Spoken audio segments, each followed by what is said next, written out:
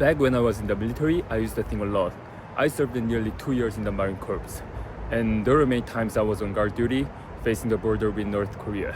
While standing there, watching the real flow, we often find ourselves reflecting on what we've done so far and what kind of life we wanted once we return to society. Same routine every day, same people, same walls.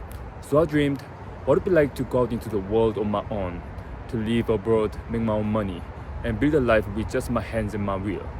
And I don't know, maybe it's just me, but I've always wanted to expand my life, to go through new experiences in new places. That thought alone made my heart race. Also, I'm not sure why, but since I was a kid, I've always admired people who are good at languages. They just seemed free. So a part of me wanted to belong to the world, to be someone who could move between cultures, who could express themselves beyond the borders. I'm not the type to dream vaguely. I always ask myself, okay then, how do we make it happen? And so I started planning. If I'm going to work overseas, it's probably easier if I have experience at a place that also exists in other countries. McDonald's, the movie theater, and cafes, something familiar, where the system is universal.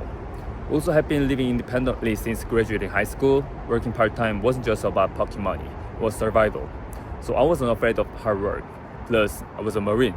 Confidence was pretty much built into me at that point. As long as I remember, I started working around 5 days later after finishing military service. My days were full. Mornings at McDonald's, evenings at Megabox, which is a movie theater. And in between, I studied English. And looking back, I don't even know how I did it, but strangely I liked it, because that life was the one I kept dreaming about while I was still in uniform. Later, I returned to school to study a little bit more, and eventually took a break with just 1 semester left. By the way, I had to work not to be hungered. I worked for the English Academy, and during that time, I picked up the cafe job. I remember watching the other barista do latte art and thinking, that looks cool, but would I ever actually need it? Fast forward, I got my working holiday visa and flew to New Zealand. Later there, unreal. But I have one mission, get a cafe job. Most people in Korea who go on a working holiday dream of working in cafe, because it offers better conditions compared to the other work environment. So yeah, I was one of them. Before I left Korea, I wrote and printed my cover letter. I included all my part-time experience, basically showing that I could do just about any job in that kind of environment. Even though I have worked in so many places in Korea, I never actually walked into a shop and asking like, I'm looking for a job, blah blah. I'd handed someone my CV in person. We usually get a job interview through online, then we go. So at first, yeah, I was nervous, but it wasn't scary. It was more like rush, kind of thrill I can't really describe. There's something about doing a thing you're afraid of, like when you push past that hesitation and realize, wait, I just did that. That feeling is mine and I love it. So after the first few tries, I stopped hesitating. I just walked straight into each cafe, greeted them with the biggest voice I could manage, and handed over my CV like it was totally normal. And honestly, I think that confidence helped me stand out. But you know what? We don't need to keep thinking like they can do it because they're confident. I'm not like that, so I probably can't. No, just we can get rid of that thought. You don't have to feel bold, you don't have to wait until you are ready. Don't pour all your emotions into the moment. Just do it. Move before you think too hard. Most of the time, action creates confidence, not the other way around. Eventually, I got an interview at a brunch cafe. There were 7 or 8 members, 2 for coffee, 2 servers, 1 cashier, and 2 or 3 in the kitchen.